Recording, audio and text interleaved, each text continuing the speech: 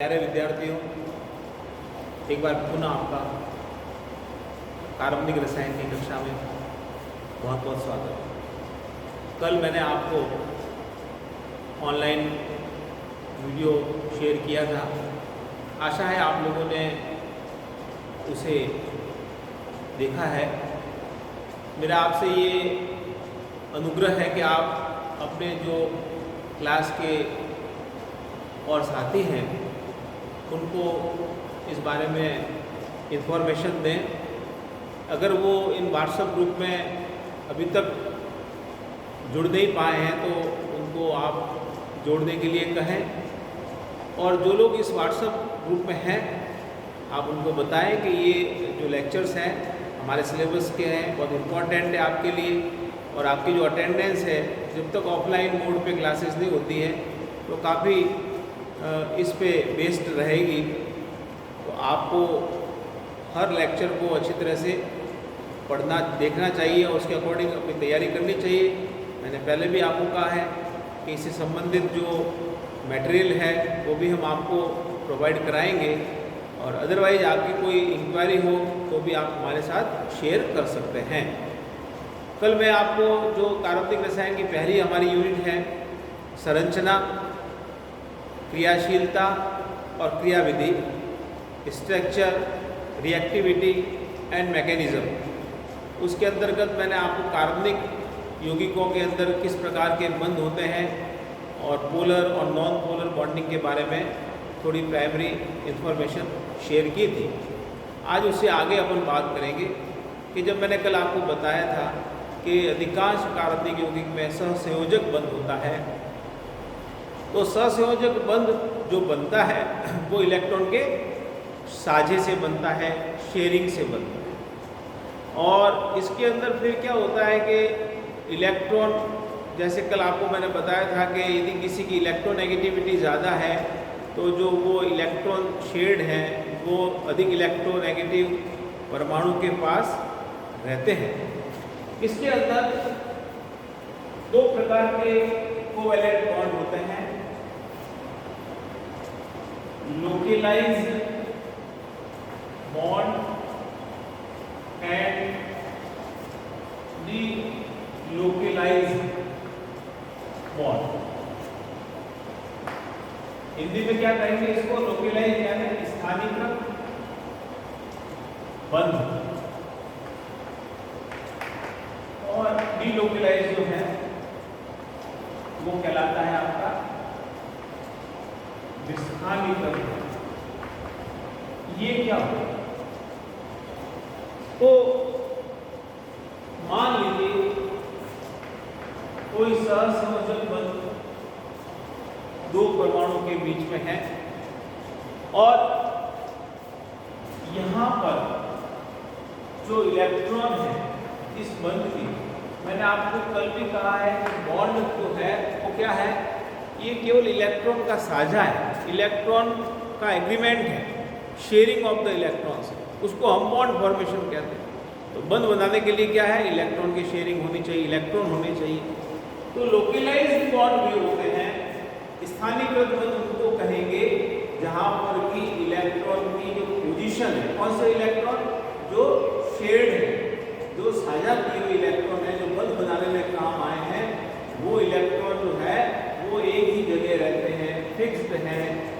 जैसे कहते हैं ना लोकल है, लोकल का मतलब क्या हुआ?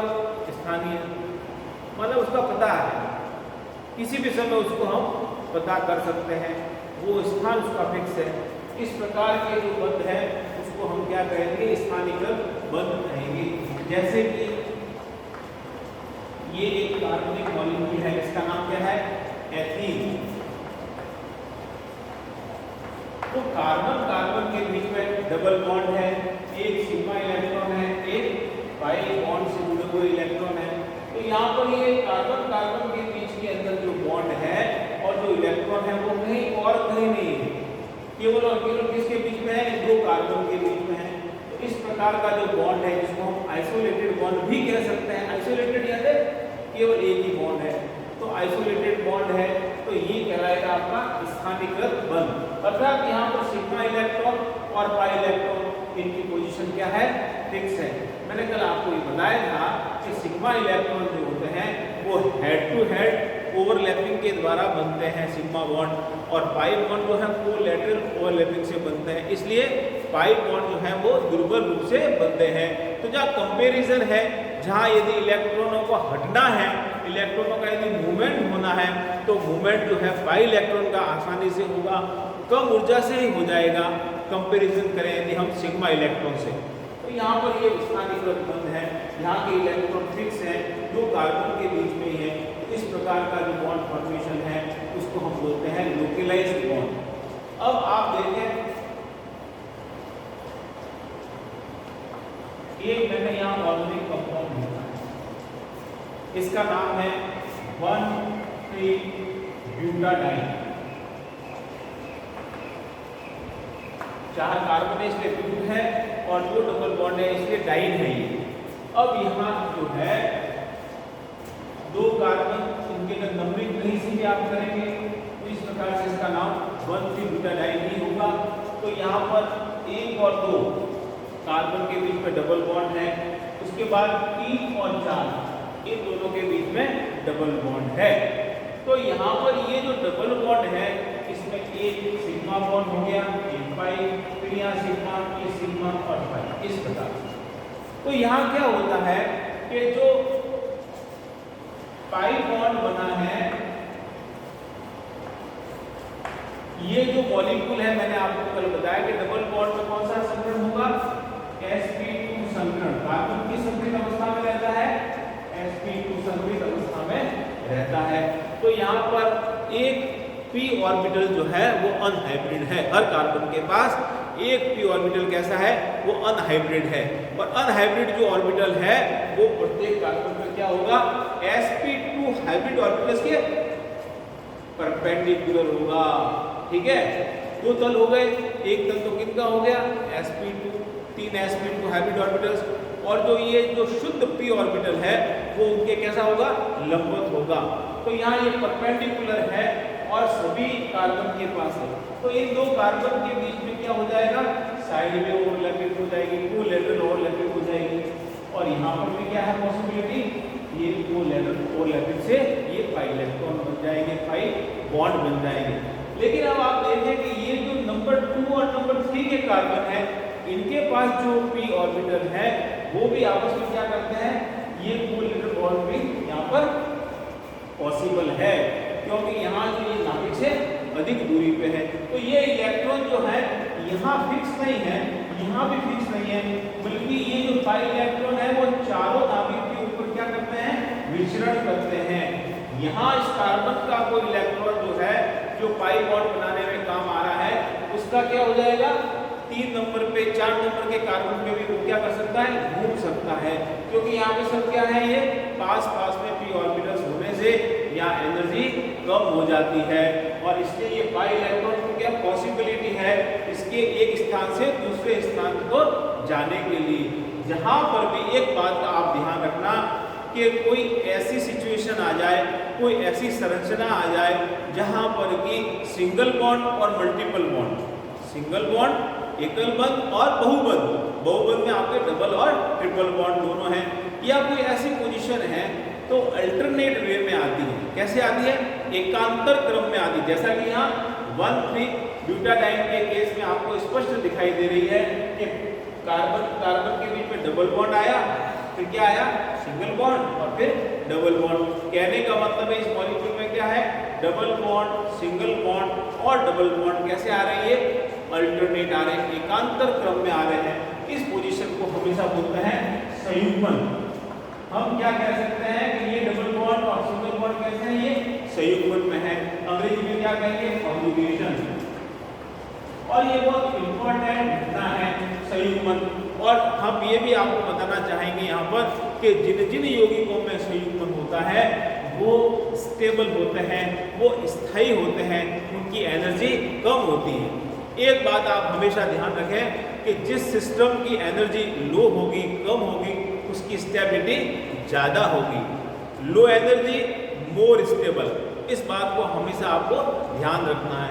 तो संयुग्मन होने से कारण क्या हुआ, यहाँ पर फैसिलिटी मिल गई यहाँ पर एक इलेक्ट्रॉन को दूसरे नाभिक की ओर जाने की इसके ऊपर क्या है, इसको सुविधा है, और इसलिए ये इलेक्ट्रॉन क्या करते हैं, मूवमेंट करते रहते हैं। तो जो मूवमेंट करते रहते हैं तो फिर इनकी पोजीशन क्या हो जाती है, फिक्स नहीं है, एक जगह पर नहीं है। कहने का मतलब ये अपने स्थान से क्या हो जाते हैं, विस्थानीकृत हो जाते हैं, अपना स्थान छोड़ सकते हैं। तो इस प्रकार के जो इलेक्ट्रॉन्स कहलाते हैं उसको हम डीलोकलाइज्ड इलेक्ट्रॉन्स कहते हैं। ये इलेक्ट्रॉन कैसे होंगे, डीलोकलाइज्ड इलेक्ट्रॉन्स होंगे, जो एक स्थान से दूसरे स्थान पर क्या कर सके, मूवमेंट कर सकते हैं, आसानी से मूवमेंट कर सके, उनको हम क्या कहेंगे, डीलोकलाइज्ड इलेक्ट्रॉन्स कहेंगे। और इस प्रकार का जो बंध है वो क्या कहलाएगा, डीलोकलाइज्ड बॉन्ड कहलाता है। तो it is the delocalisation of the electron. The delocalisation जितना ज़्यादा है उतना ही ज़्यादा वहाँ पर क्या है, स्टेबिलिटी है।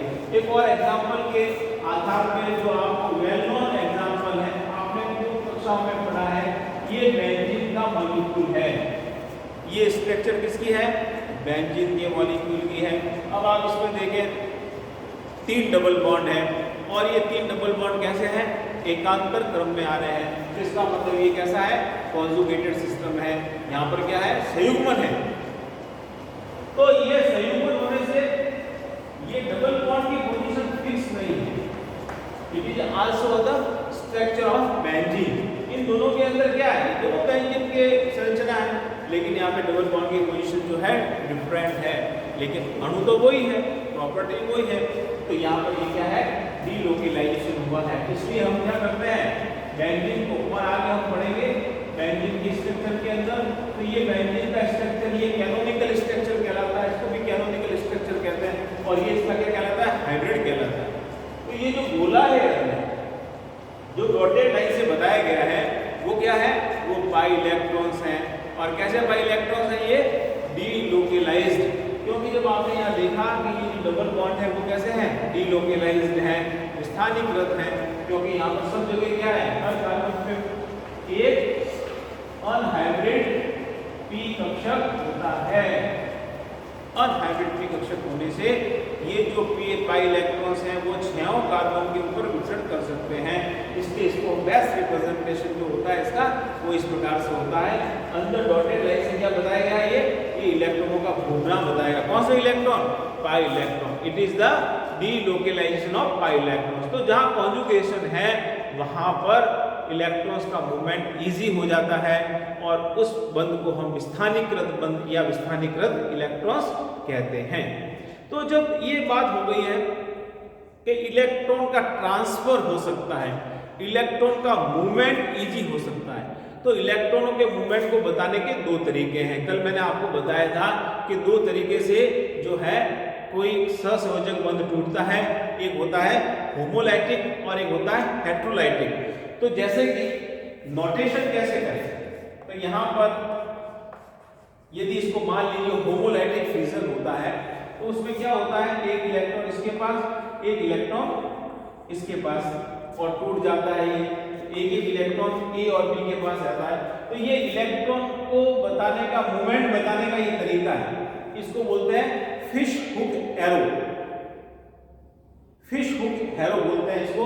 और ये क्या होता है, सिंगल हेडेड होता है। तो यहाँ पर जो ये कर्व है, उस कर्व के अंदर ये फिश हुक है, इसका मतलब ये किसका मूवमेंट है, ये सिंगल इलेक्ट्रॉन का मूवमेंट। एक इलेक्ट्रॉन का ये विस्थापन होता है और उसका ये क्या होता है, मूवमेंट होता है। तो उसको बताने के लिए हमारे पास क्या है, फिश हुक एरो है।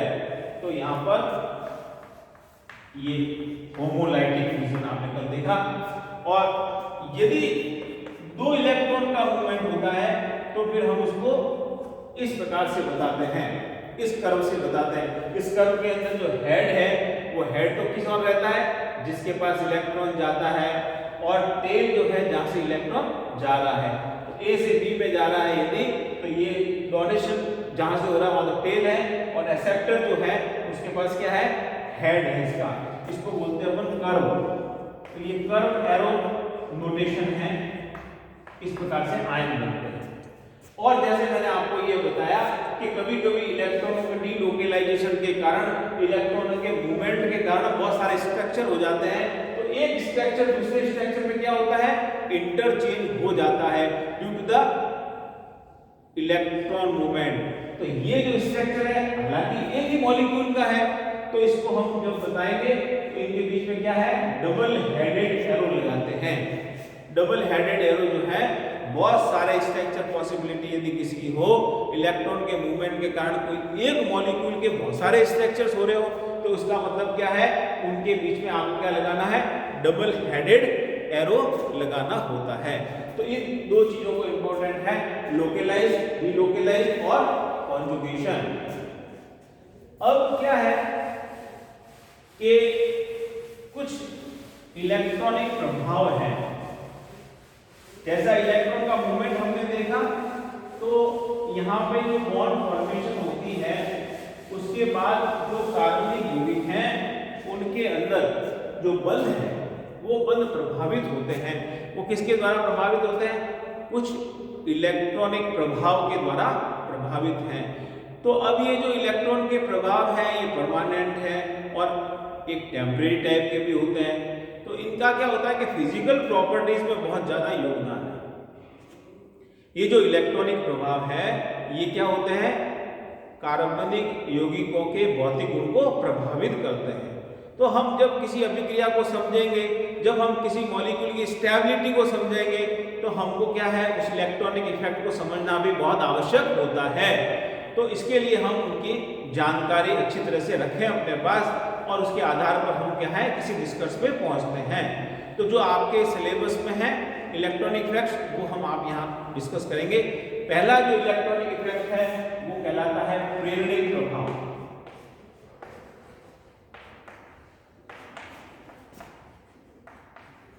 Inductive effect.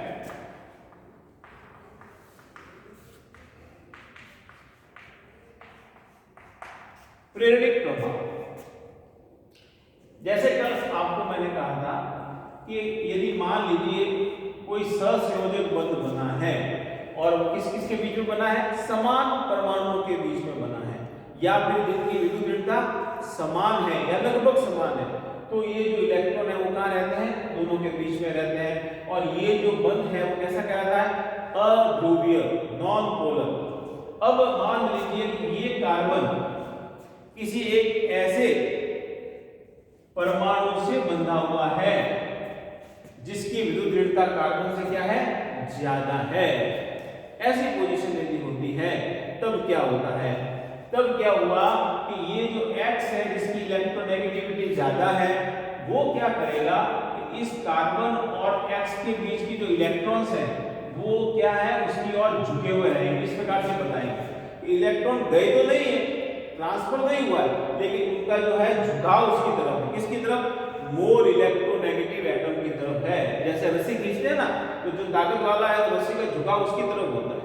तो इस प्रकार की पोजीशन होती है। तो ये जो पोजीशन है यहाँ पर इलेक्ट्रॉन जो है उसका झुकाव कहाँ है, वो मोर इलेक्ट्रोनेगेटिव एटम की तरफ होता है। तो इस प्रकार से क्या हुआ कि इस पे पार्शियली, आंशिक रूप से इलेक्ट्रॉन का घनत्व बढ़ जाता है। तो इसलिए इसको बताने के लिए हम क्या कहते हैं, डेल्टा माइनस। डेल्टा माइनस क्या मतलब है कि यहाँ पर इलेक्ट्रॉन का घनत्व क्या है, अपेक्षाकृत ज्यादा है due to the more electronegativity. तो इस प्रकार से अब क्या हुआ है कि जो इलेक्ट्रॉन इसकी तरफ झुक गए, अब कार्बन कैसा हो गया, यहाँ पर ये पार्शियली पॉजिटिव हो गया। दैट मींस इस कार्बन पे क्या है, इलेक्ट्रॉन की डेफिशिएंसी है, इलेक्ट्रॉन की जो घनत्व है वो कम हो गया है। तो ये पोलर कोवेलेंट बॉन्ड हो गया। कल बात की थी मैंने, किसके कारण हुआ है, due to the presence of one more electronegative atom in the carbon chain. किसी परमाणु की कार्बन श्रृंखला में क्या हुआ है, यदि एक अधिक विद्युत ऋणी परमाणु उपस्थित होने से ये प्रॉब्लम हुई है। अब चूंकि ये कार्बन जो है फर्स्ट नंबर कार्बन इसको हम कहेंगे, ये फर्स्ट नंबर कार्बन यूं कहा है, ये कार्बन जो है सीधा अटैच है किससे, X से। अब इस कार्बन के आप पास देखें कि कार्बन का घनत्व, इलेक्ट्रॉन का घनत्व कम है, तो ये कोशिश क्या करेगा, इसके कारण क्या होगा, पास वाला भी पोलर हो गया। अदरवाइज तो मैंने आपको बताया था जब आइसोलेटेड था कार्बन कार्बन तो कैसा था, ये नॉन पोलर।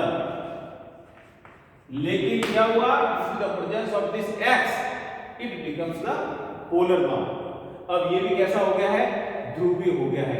लेकिन इस कार्बन की तुलना में, एक नंबर कार्बन की तुलना में 2 नंबर में जो इलेक्ट्रॉन की डेफिशिएंसी होगी वो कैसी होगी, कम होगी।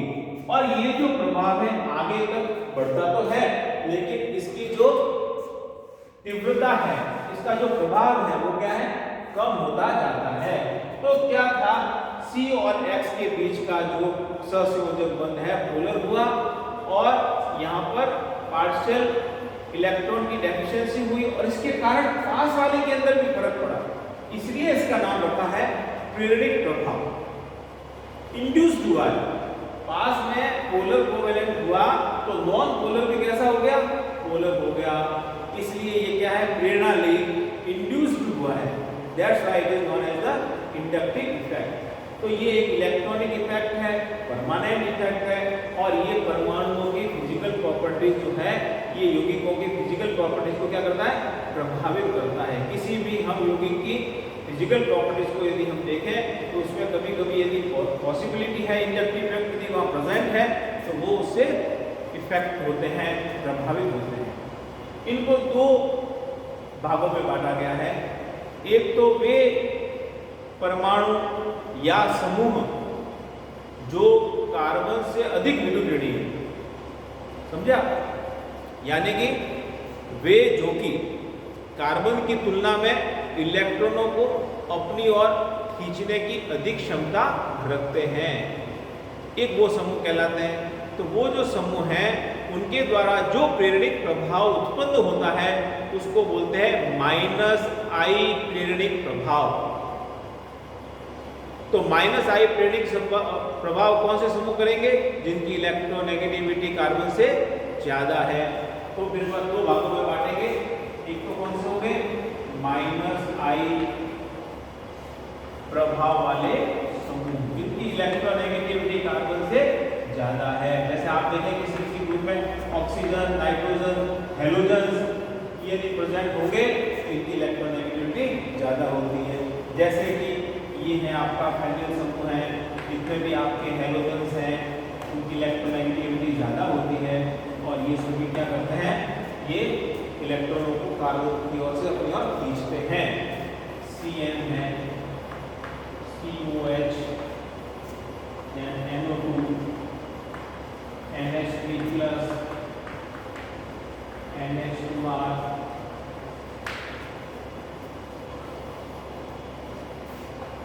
OH, OR, ये कुछ समूह मैंने यहाँ लिखे हैं। इन सबकी जो है टेंडेंसी इलेक्ट्रॉनों को अपनी ओर खींचने की होती है। इनको इलेक्ट्रॉन अट्रैक्टिंग ग्रुप कहते हैं, इलेक्ट्रॉन आकर्षित समूह कहते हैं, इलेक्ट्रॉन विड्रॉइंग ग्रुप्स कहते हैं, और इनके द्वारा जो प्रभाव डाला जाता है उसको बोलते हैं -I प्रभाव। दूसरा है आपके +I प्रभाव वाले समूह। ये वो समूह होते हैं जिनकी इलेक्ट्रोनेगेटिविटी कार्बन की तुलना में कम होती है। ये इलेक्ट्रॉन को रिपेल करते हैं, they are the electron repelling groups. जितने भी आपके एल्कीन समूह हैं वो सभी कैसे हैं, वो सभी electron withdrawing, electron donating group हैं, जैसे ड्यूटेरियम है।